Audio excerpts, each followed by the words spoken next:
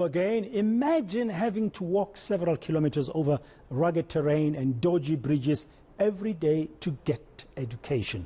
Well, that's the case in the Eastern Cape. Parents have decided to keep their children home after government has once again failed them. The move from 5 primary schools to Ntabeni's mega school has been delayed to February. eNCA senior reporter Dasen Thathiah tracking these developments. Let's cross to him now live for the latest update. Dasen, a very good afternoon. It is not a good situation indeed, where parents are now being forced to keep children home because the government is not keeping its side of the bargain and looking after their needs.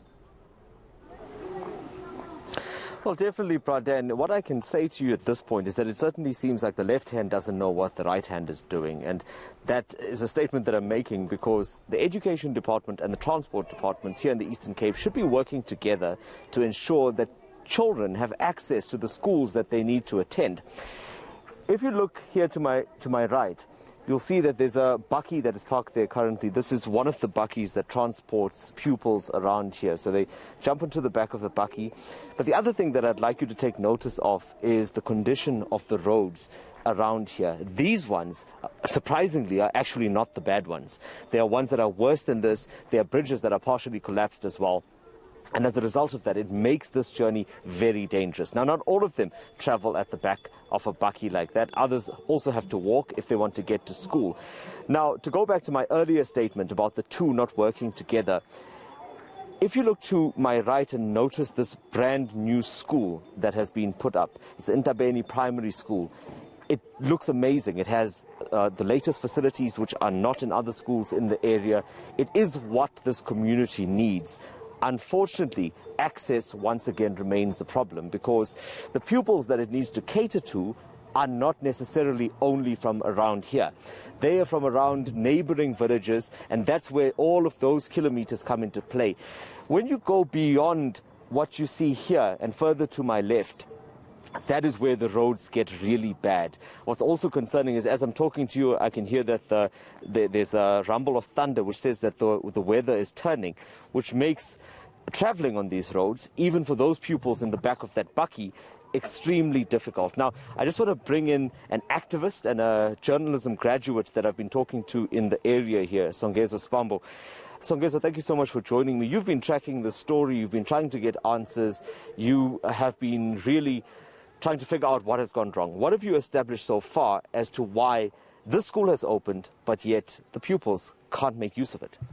It's the problem. That's one of the questions I've been asking myself because it means what is needed, actually, what the community requires. It's the facilities of this school. And it's so painful that maybe it could even go to the end of this year. Yet pupils haven't yet been delivered to this school. That means in their studies or in their even in their minds, it's getting them. It's getting into them because at some point you might know that they have been told that they are yet to start their new journey in the new school, but all of a sudden they are not being brought to study and explore the new facilities which meet the standards of the new generation and also meet the standards of FIR. Because there was a last-minute plan, from what we've established, that there was a last-minute plan to keep these pupils, some of them at least, in the old schools that are dilapidated at this point. And that means that, as you're saying, they don't get to enjoy these facilities. What are you hearing from the government, or if you've managed to get any answers, as to if there are any plans to improve these roads?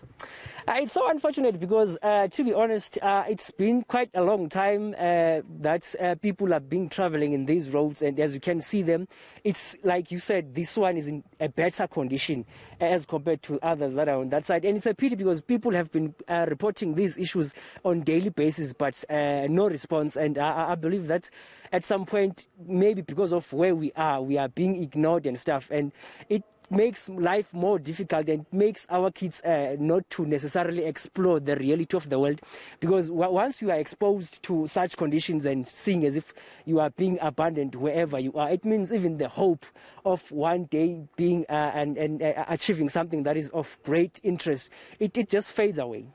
Thank you so much, Mr. Spambo there.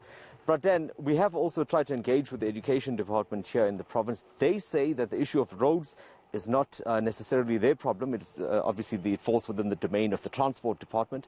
I've also put in an inquiry with that department because when I spoke to its spokesperson here, he had said that he wasn't aware, but he was hoping to get more information on exactly what is going on here. For now, there is no definite date as to when the pupils will get into this new school that is here for all to see.